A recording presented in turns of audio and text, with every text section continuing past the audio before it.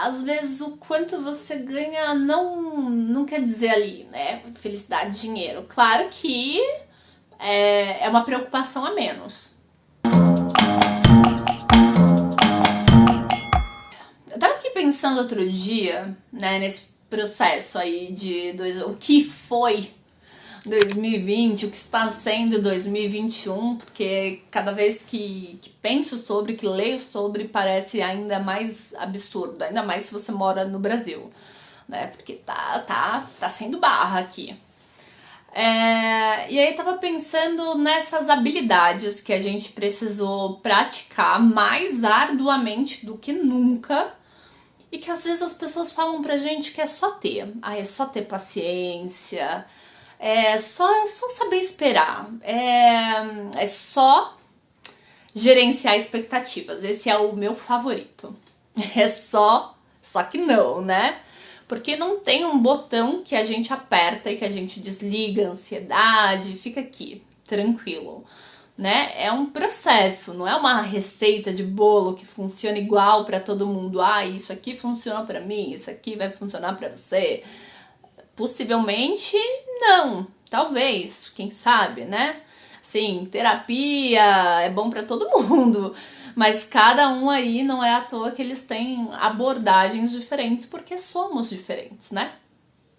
Pessoas complexas pra caramba. Eu lembro que em março eu tava viajando, início de março, né? Quando a gente ainda tava falando aí em medidas de precaução, medidas sanitárias muito voltadas para Itália e China.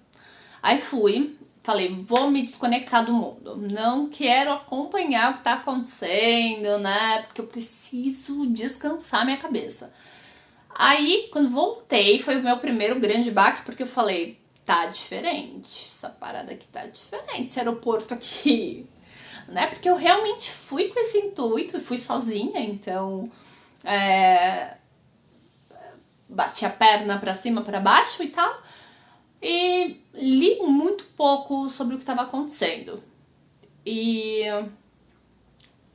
acho que aí já foi bem complicado, né? Essa transição não só de rotina, mas de receber tudo que estava acontecendo e de sentir muito medo por mim, pelos outros, né? Acho que quando a gente pensa no coletivo, a gente sente muito medo, mesmo quando eu for vacinada, né? Acho que essa coisa de, já fui vacinada, não vou mais usar máscara, não cola, né, gente? A gente tá falando aí de pouquíssimas pessoas a nível nacional, se a gente parar aí pra pensar na proporção, que tomaram as 2 doses da vacina. Então, vamos pensar no coleguinha. E diante desse cenário, eu acho que uma das maiores, mais difíceis habilidades que a gente tem, na verdade, né, porque a gente ainda tá enfrentando isso, que a gente tem praticado é a habilidade de esperar. Porque é uma habilidade, a gente às vezes, né, não espera, a gente simplesmente fala, não vou esperar e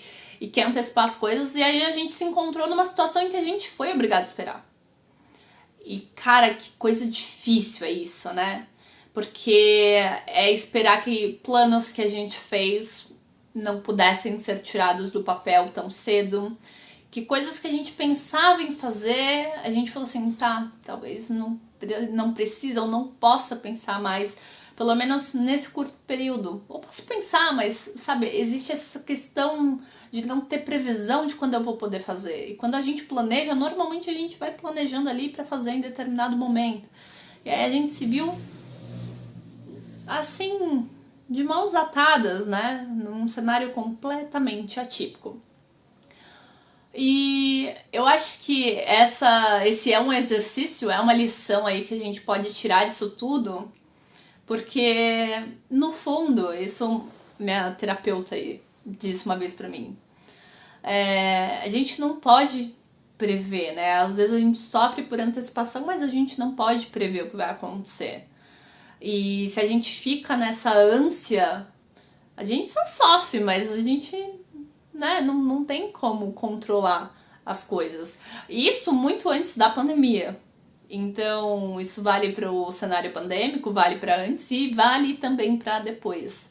Porque no fundo, O futuro, ele é sempre incerto, né? Acho que às vezes a gente gosta de ter essa sensação de controle, ou talvez eu.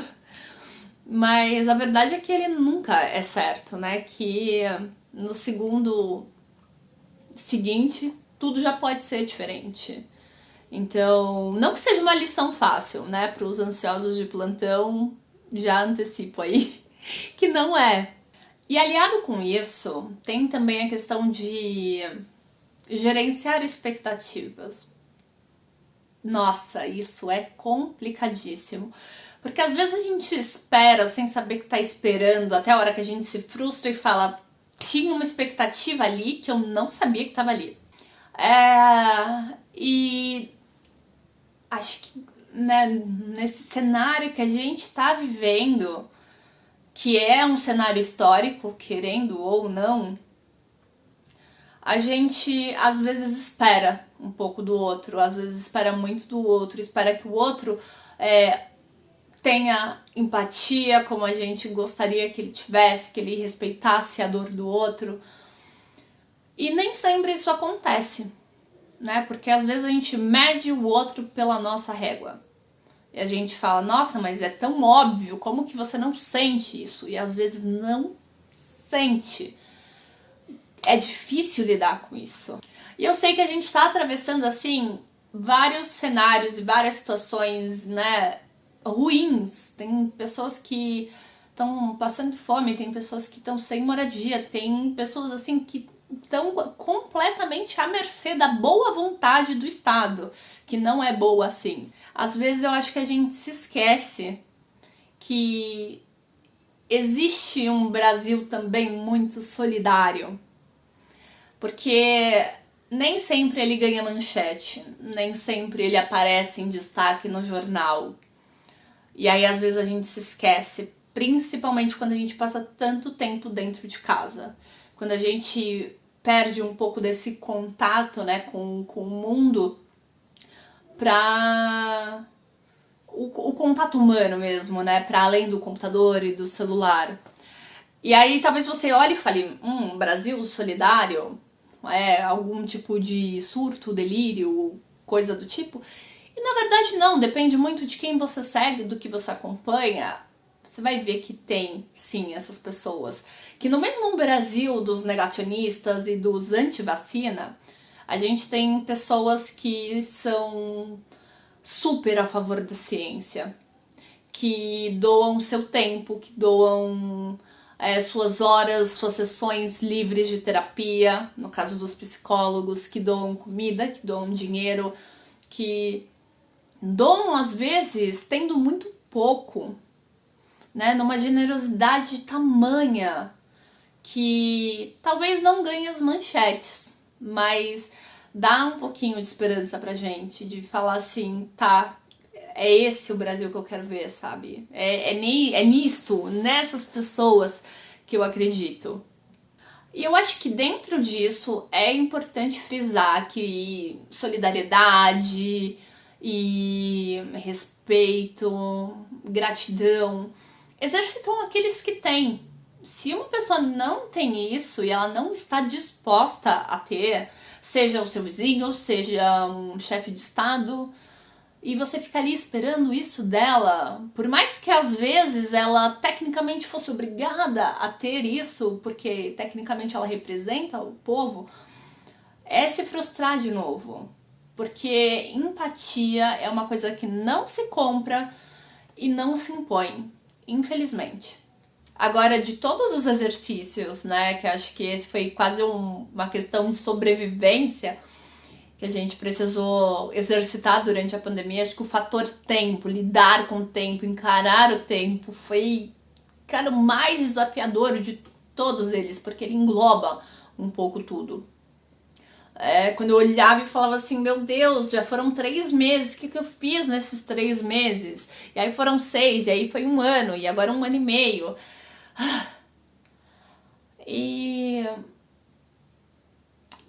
é complicado, é simplesmente complicado, não tem muito o que dizer, não tem muito o que fazer, a gente vai fazendo do jeito que dá, vai fazendo o que dá pra fazer, né?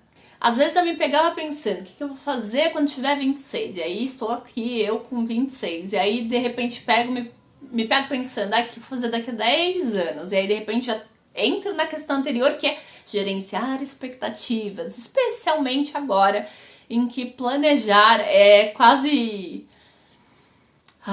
é quase cutucar a ferida, né? Já que a gente não tem muita previsão de nada, assim, estamos começando a ter agora, né, algo mais elaborado, mas assim, é um terreno muito instável ainda.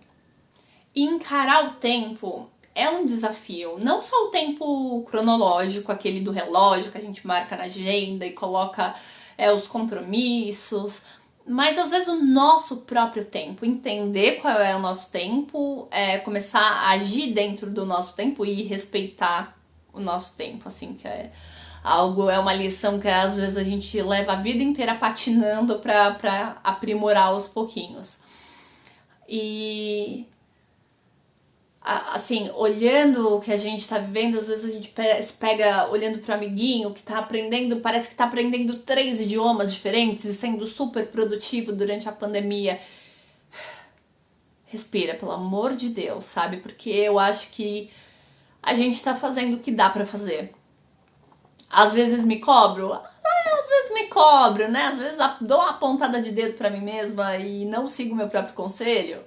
Sim, mas tento racionalizar isso, sabe? Que a gente já tá num período tão extremo de tudo, de cansaço mental, físico, de tantas outras coisas que ficar se exigindo ser o melhor em tudo, de verdade, pra quê? Eu sei que às vezes a gente olha o Instagram e a pessoa parece super iluminada e tem aquela positividade maravilhosa, né? Uma pessoa cheia de espiritualidade, famosa espiritualidade.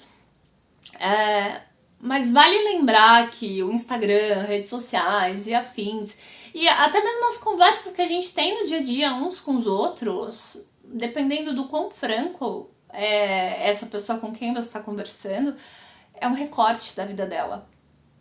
Então não mede a sua vida pela vida do outro, principalmente com base no feed do Instagram. Porque, assim, se nas nossas conversas aqui a gente já filtra o que a gente fala, no feed do Instagram isso é feito, assim, 1000 vezes de forma aprimorada. Acho que vai no seu tempo aí, que é a melhor coisa que a gente tem pra fazer. Aliás, eu acho que é o que dá pra fazer. Eu sei. A gente cresce nessa sociedade super, ultra competitiva, né? Que sempre vai colocando a barra cada vez mais alta, principalmente no quesito ser bem-sucedido. O que é ser bem-sucedido pra você? É ter um trabalho que suga a sua alma e que aí você paga todos os boletos e aí você se sente feliz que você paga seus boletos. Boletos pagos realmente dão uma sensação ali momentânea de felicidade, mas talvez não seja o que eu chamaria de felicidade, sabe? E às vezes você pode ver uma pessoa que ganha muito menos e fala, cara, como que ela é tão feliz com tão pouco? Porque assim como pequenos gestos de amor podem transformar o seu dia, às vezes o quanto você ganha não quer dizer ali, né? Felicidade, dinheiro. Claro que é uma preocupação a menos, principalmente agora. Mas basear a felicidade simplesmente nisso vai dar ruim. E eu acho que tem essa coisa também de muitas vezes a gente ser mais empático com os outros do que a gente é com a gente. Não sei você, mas eu às vezes faço isso. E de comparar a gente com o outro, mas não comparar o outro com a gente, porque tem uma diferença. Não parece, mas tem. Porque às vezes a gente compara diminuindo, sabe? E quando a gente não consegue olhar pra gente com carinho, a gente parece que o outro ele sempre tem algo melhor e que ele tem algo mais. Só que se a gente faz o exercício inverso, a gente também tem coisas e trajetórias e experiências que o outro não teve. Mesmo que seja uma pessoa que tem experiências muito parecidas, cada um passou por elas de forma diferente, né? Então acho que é importante entender que cada tempo de cada pessoa é distinto. Eu acho que a paciência muitas vezes tem relação com esse reconhecer o que nos afeta, né? Olhar determinada coisa e falar assim, isso me estressa, isso me faz mal, e evitar. Porque às vezes uma coisa que me afeta não vai te afetar e talvez você consiga lidar melhor. Ou num dia que eu não tô bem, você vai lidar melhor e talvez no outro dia eu lide melhor. Mas acho que é esse reconhecer e recuar quando for necessário, porque às vezes é importante. E tá tudo bem, né? Às vezes falar assim, olha, vamos resolver amanhã. Pode levar um dia a mais, mas pode consumir a gente muito menos. Então esse foi o vídeo de hoje, falando um pouquinho aí sobre essas coisas que parecem tão naturalmente esperadas da gente, mas que na verdade a gente soa um pouquinho a camisa aqui pra poder aplicar no dia a dia. Espero que vocês tenham gostado. Ai, meu chinelo, pera. Qualquer coisa, se inscrevam aí no canal se vocês quiserem. Tô por aqui também. Se quiser deixar alguma coisa nos comentários, fiquem à vontade. E até o próximo vídeo.